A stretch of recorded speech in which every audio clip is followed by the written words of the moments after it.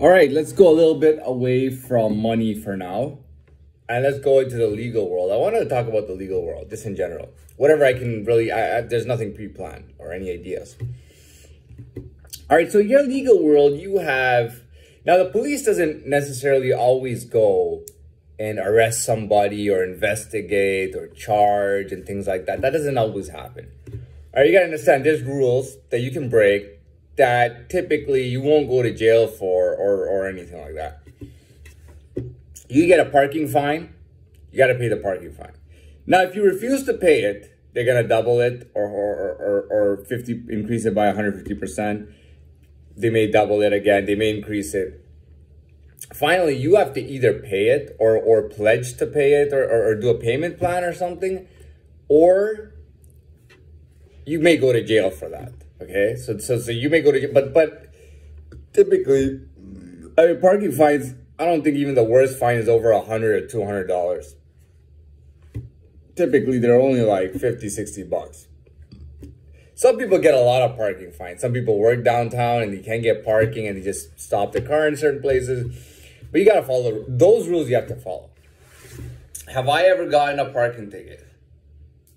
I may have once.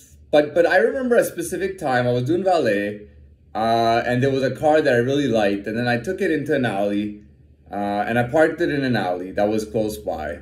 There was nobody around. I parked it in the alley, and I fell asleep in the car seat. And I wake up, and there is a parking ticket on my windshield, or the parking ticket guy, parking ticket officer, puts the ticket on my windshield, and it wakes me up. And I wake up, I open the door, I go, well, what are you doing, man? He goes, I got to give you a parking ticket. You're not allowed to be parked there. I'm like, dude, I'm in the fucking car. I'm in the car. I got the keys in the ignition, you know. And by the way, I wasn't drinking or taking any drugs. I'm like, what are you doing? To be honest, I don't remember how it went. I don't know if I paid it. I may have paid it. I don't know if I paid it. Or either I paid it. I think I paid it, actually. I think I had to pay it. The guy was a real asshole about it. He goes to me, once I've entered it into my computer, I can't take it back. So I can't take the ticket back. If you want, go fight it. Either I ended up paying for it or I fought it and won. I don't really remember. But either one of the two, I don't know. I don't really remember. But that was the one time I remember getting a parking ticket. Now, speeding tickets and things like that, yeah, I've got them. It's not a big deal. You know, it is what it is. The funny thing is that when... All right, so this is a fight. So when I went to BC, when I went to Vancouver, we were working in the Vancouver area. So cities in and around Vancouver. And one night, I think we were coming back, or we were going to a place to work, or we were coming back from there. And there was some kind of downhill underpass bridge or something like that above us. And we're going on an underpass, and there were like 6 or 7 cars going at once. And the police officer was doing radar, and he stopped us too. He stopped two of our, like one of our cars and another car. He stopped 2 cars, and he gave tickets to both of us. I mean, we didn't understand it really, you know. And later on, I think I was 20 years old. And again, I was going down an underpass. And there were other cars, but I went a little faster. There's a dickhead officer standing with the radar gun. He starts talking to me. Oh, I had the same vehicle when I was younger. Is it in manual? I said, no, it's an automatic. Oh, this is a very good vehicle. Hey, look, I'm going to do you a favor. I'm going to give you the minimum. It's going to be $49 or something like that.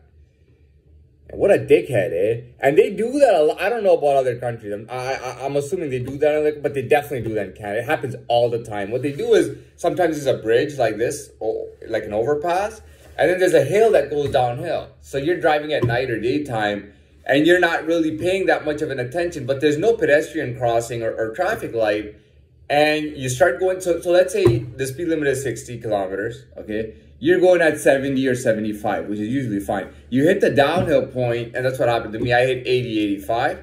There's an asshole standing at the other side to click it in. Do you know in Canada that, I don't know if they do this anymore. I remember back in my day that in Canada that the police officers had a quota for speeding tickets. So if they didn't meet their quota, they were in trouble. So they had to get a certain amount of people for speeding or careless driving or whatever. It was crazy. So what would happen is by the end of the month, if the officer didn't fill his quota, he'd go to an underpass, wait there with a radar gun, and he'd for sure get somebody in an hour or two. He'd get enough people in an hour or two to finish his quota. You know, that's from a young age, from a young adult age, I would say, when you're living in the adult world, that's when you realize how much bullshit goes on in the legal world.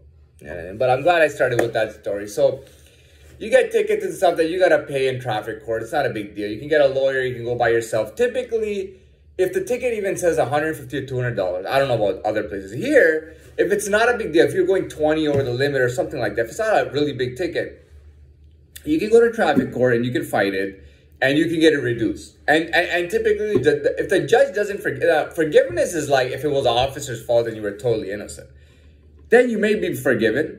But if you go there and you're not forgiven, and the ticket is $200, the judge may give you some sympathy. You might say, hey, look, you know, this was going on, and then I was in a rush. I had to go help my friend. My friend was in trouble or something, and in that moment, I went fast. I know I broke the law.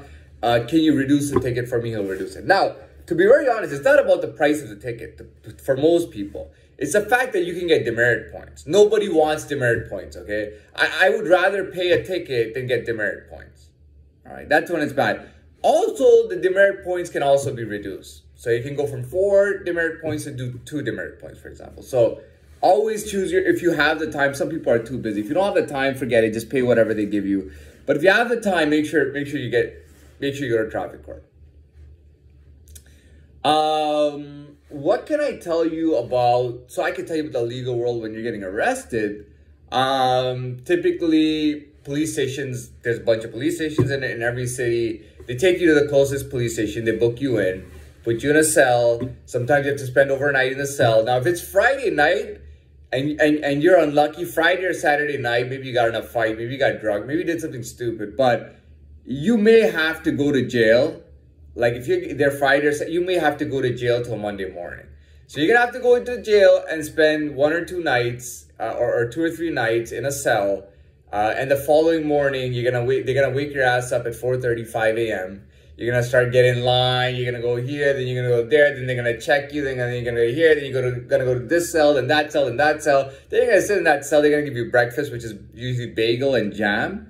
And 1 butter, and that's what you get, the bagel, jam, and butter. And you have that bagel, and then you get in the van, and then they take you to court, and then you gotta wait in the court cell. Then from the court cell, they take you to another court cell, then they take you to another court cell, and another court cell, and another court cell. Finally, you get your turn. By that time, it's like 2:30, 3 o'clock that you go in, and if everything is good, they will release you and let you go on bail.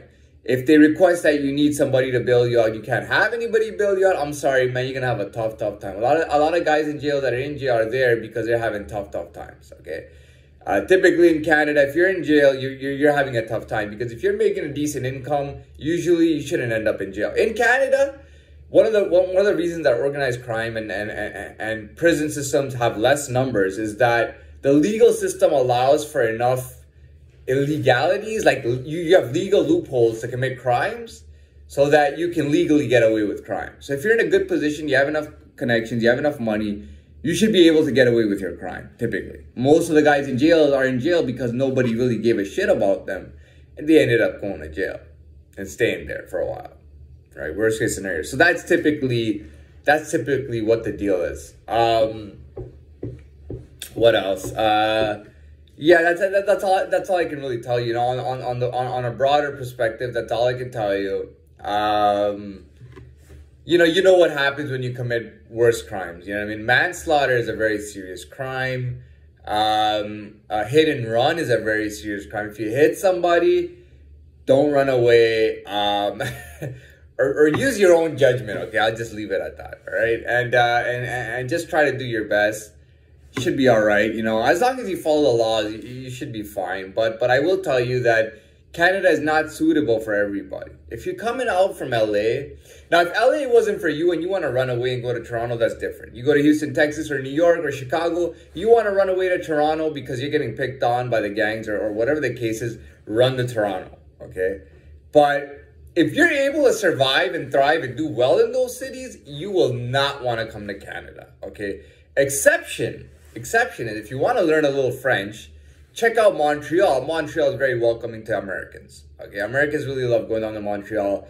Montreal makes a lot of revenue off the Americans that come there and party. Montreal is a big party city. Montreal understands American-like situations, okay?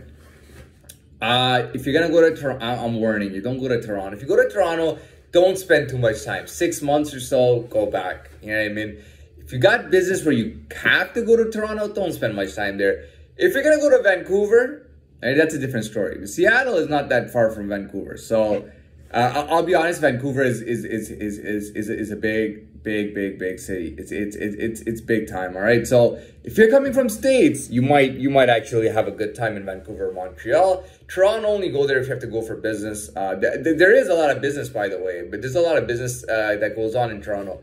Come for your business, go back. Come whenever you have to come back again, but don't try to stay here. It's not gonna be for you. All right. Like I said, there's a lot more I could talk about. When it comes to the legal world, I can tell you so many stories and so much more. But obviously, you know, we got limited time, and we can't sit here all day talking. Though I would like to do my best as I am under, you know, these circumstances. Anyways, that's it for me, and good evening.